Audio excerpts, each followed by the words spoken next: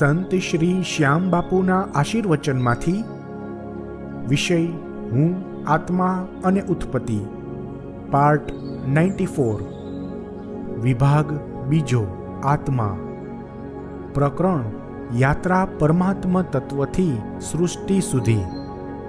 ગયા ભાગમાં પરમાત્મા તત્વ પૂરું થયું હતું। હવે પ્રાકૃતિક તત્વમાં આગળ સમજીએ। પ્રાકૃતિક એટલે કુદરતી, સ્વાભાવિક, સહજ, સરળ, મૂળભૂત, પ્રારંભિક, નૈસર્ગિક, સાંસારિક, ભૌતિક, પાર્થિવ, પંચભૂતાત્મક એટલે કે એકદમ સહજતાથી કુદરતી રીતે જ ભૌતિક દુનિયા કે પંચભૂતાત્મક સૃષ્ટિનું સર્જન કરનાર મૂળભૂત તત્વ, તે છે પ્રાકૃતિક તત્વ। માણસના સહજ સ્વભાવને પ્રકૃતિ કહેવાય છે।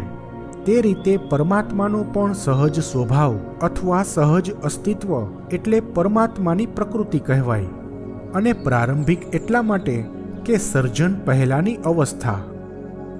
જેમ કે હજુ આ સંસારનું બ્રહ્માંડનું સર્જન થયું નથી, એટલે કે કૃતિની રચના થઈ નથી, પરંતુ કૃતિની રચના થશે એટલે પ્રકૃતિ થઈ। માણસમાં પણ એવું જ હોય। માણસનો જેવો સ્વભાવ હોય, જેવી પ્રકૃતિ હોય, તે પ્રકારના કાર્યો કરે। જેવી પ્રકૃતિ હોય તેવી કૃતિની રચના થાય। કૃતિ એટલે નવું સર્જન, નવી રચના, કલાકારી એટલે કે કલાકૃતિ। આ રીતે પ્રકૃતિ પરથી પ્રાકૃતિક થયું અને તે પરમાત્માનું કે પરમાત્મા તત્વનું પ્રાકૃતિક તત્વ થયું। પ્રાકૃતિક તત્વનું અલગ અસ્તિત્વ હોય છે, પરંતુ પ્રાકૃતિક તત્વ ક્યારેય પરમાત્મા તત્વથી અલગ હોતું નથી। તે હંમેશા પરમાત્મા તત્વ સાથે જ કાર્ય કરે છે કે કરી શકે છે। પરંતુ પરમાત્મા તત્વ સ્વતંત્ર છે, તે અલગ પણ હોઈ શકે છે અને બીજા તત્વો સાથે તો હોય છે જ, અને અમુક સંજોગોમાં પ્રાકૃતિક તત્વ વિના પણ પરમાત્મા તત્વ બીજા તત્વો સાથે હોઈ શકે છે। જેમ કે કાલ તત્વમાં પરમાત્મા તત્વ હોય છે, પ્રાકૃતિક તત્વ નથી હોતું।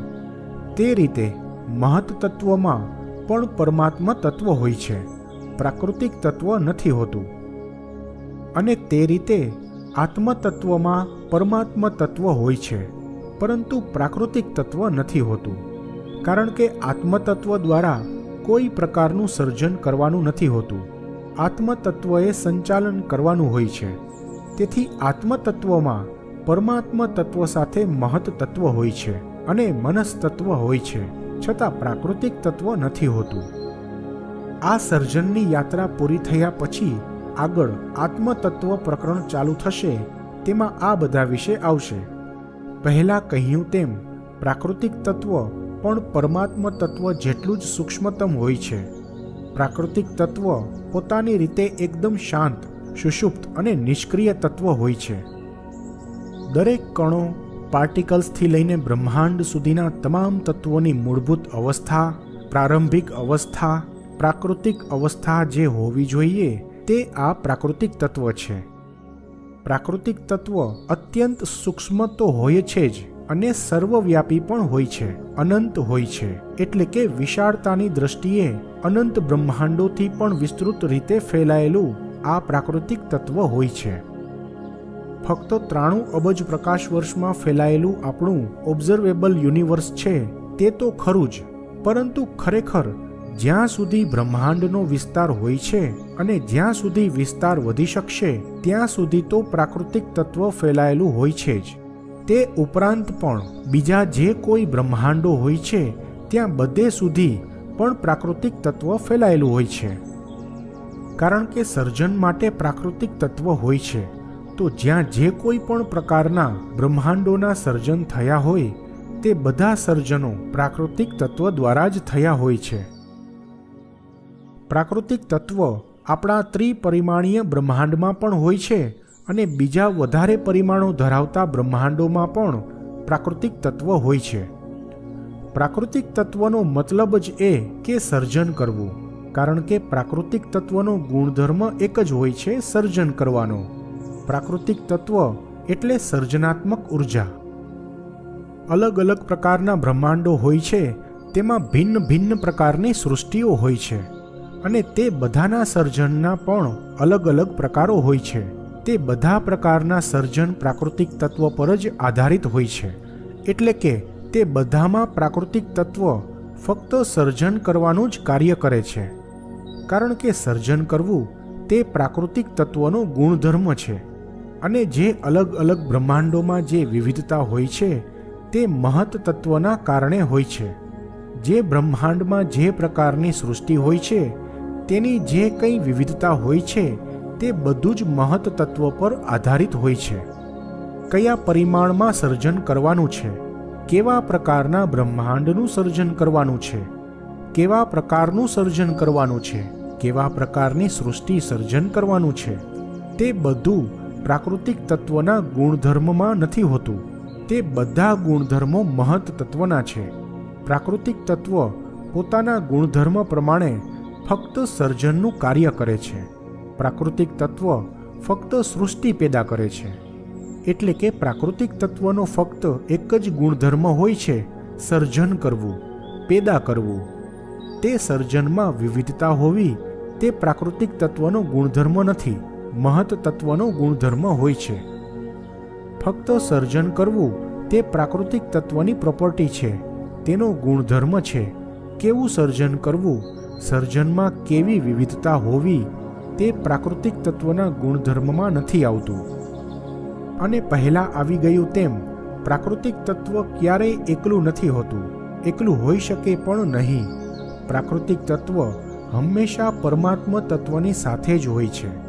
તેથી જ્યાં પણ પ્રાકૃતિક તત્વ હોય છે ત્યાં પરમાત્મ તત્વ તો હોય જ. પ્રાકૃતિક તત્વ વિના કોઈ પણ પ્રકારનું સર્જન થવું કે ઉત્પત્તિ થવી શક્ય જ નથી. અને પરમાત્મ તત્વ વિના એકલું પ્રાકૃતિક તત્વ કશું જ સર્જવાને શક્તિમાન નથી. ખરેખર તો પ્રાકૃતિક તત્વ અને પરમાત્મ તત્વ બંને એક જ કહેવાય, પરંતુ પરમાત્મ તત્વ કરતા નથી, તેથી કરતા ભેદથી બંને અલગ હોય છે. સર્જન કરતા પ્રાકૃતિક તત્વ હોય છે. જેમ સ્ત્રી અને પુરુષથી સંસાર ચાલે છે, ફક્ત એકલી સ્ત્રી કે એકલા પુરુષથી સંસાર ચાલે નહીં. જેમ નર અને માદાથી સજીવ સૃષ્ટિ ચાલે છે, ફક્ત એકલા નરથી કે એકલા માદાથી સજીવ સૃષ્ટિ ચાલી જ ન શકે.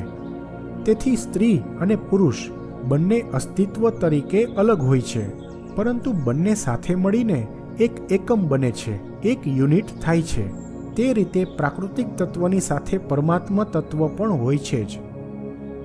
જેને પ્રકૃતિ અને પુરુષ કહેવામાં આવે છે તે જ અનંતના વ્યાપક અર્થમાં પ્રાકૃતિક તત્વ અને પરમાત્મ તત્વ હોય છે. અને જો કરતા ભેદ ન ગણવામાં આવે તો પ્રાકૃતિક તત્વ અને પરમાત્મ તત્વ એક જ કહેવાય, બંનેમાં કોઈ ભેદ નથી. અને કરતા ભેદ એ છે કે સૃષ્ટિ ઉત્પન્ન કરાવનાર પરમાત્મ તત્વ છે અને સૃષ્ટિ ઉત્પન્ન કરનાર પ્રાકૃતિક તત્વ છે. આ સૂક્ષ્મતમ પ્રાકૃતિક તત્વ પોતાની રીતે તો એકદમ શાંત, સુષુપ્ત, નિષ્ક્રિય હોય છે, પરંતુ તમામ તત્વો ઉત્પન્ન કરવાની ક્ષમતા ધરાવે છે. પરંતુ પ્રાકૃતિક તત્વ હંમેશા અતિ સૂક્ષ્મ તત્વોનું જ સર્જન કરે છે, જેમ કે અહમ તત્વ. પછી આગળના જરૂરી તત્વોના સર્જનમાં તે બધા તત્વો ઉમેરાયા કરે છે.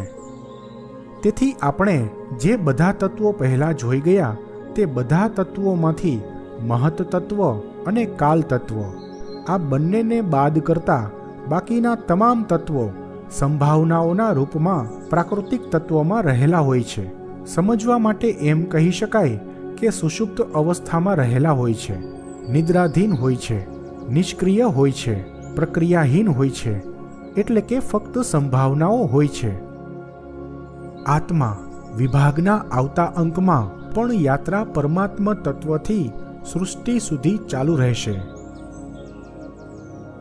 પરમાત્મા અને પ્રકૃતિની જોડીએ સર્જ્યો આ સંસાર.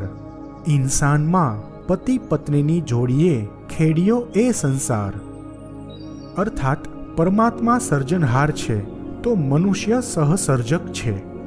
પરમાત્મા ક્રિએટર છે અને મનુષ્ય કો ક્રિએટર છે. પરમાત્માએ પોતાના પછી તુરંત બીજો નંબર મનુષ્યને આપે છે.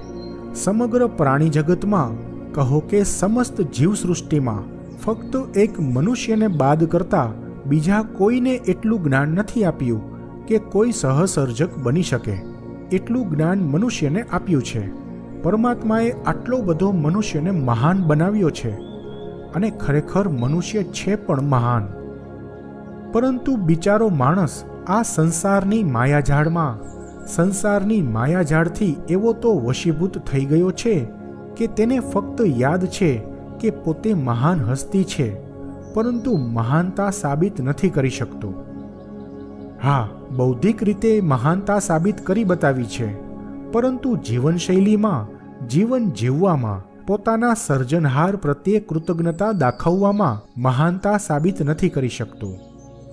ફક્ત બૌદ્ધિક રીતે કમાલના સંશોધનો કર્યા કરે છે, પરંતુ એ પોતાના જ સંશોધનો પોતાના જ વિનાશનું સાધન બને એવી પોતાની હાલત કરી છે. વિચિત્ર વાત તો એ છે કે પોતાના કરેલા સંશોધનો કે આવિષ્કારો પોતાનો વિનાશ કરશે એવી તેને ખબર નથી એવું નથી. સમજ તો બધી છે, પરંતુ લોભ, લાલચ, સ્વાર્થ, ઈર્ષ્યા રોકી શકતો નથી. પોતાનો અહંકાર પોષવા માણસ ગમે તે હદે જવા તૈયાર થાય છે. મલ્ટીનેશનલ કંપનીઓ પોતાનો નફો રળવાની લાલચમાં કાયદાની છટકબારીઓ શોધી અનૈતિકતા પણ આચરતી હોય છે. વિકસિત દેશો પોતાના પર્યાવરણ માટે હાનિકારક હોય તેવી રાક્ષસી ફેક્ટરીઓ અવિકસિત દેશોમાં ચાલુ કરાવે છે. હજારો ટન કાર્બન પૃથ્વીના વાતાવરણને રોજ ભયંકર નુકસાન પહોંચાડી રહ્યો છે. પ્રદૂષણ, ગ્લોબલ વોર્મિંગ, એટોમિક રિએક્શનનું રેડિયેશન, ઇલેક્ટ્રોમેગ્નેટિક રેડિયેશન, જંગલોનો સફાયો, દરિયાઈ જીવસૃષ્ટિ પર તોડાતું જોખમ વગેરે વગેરે અનેક બાબતો બુદ્ધિમાન ઇન્સાનની બેવકૂફી અને લાલચની પરાકાષ્ઠા દર્શાવે છે. હજુ તો ઇન્સાન સહસર્જક છે. જો સર્જક બની જાય તો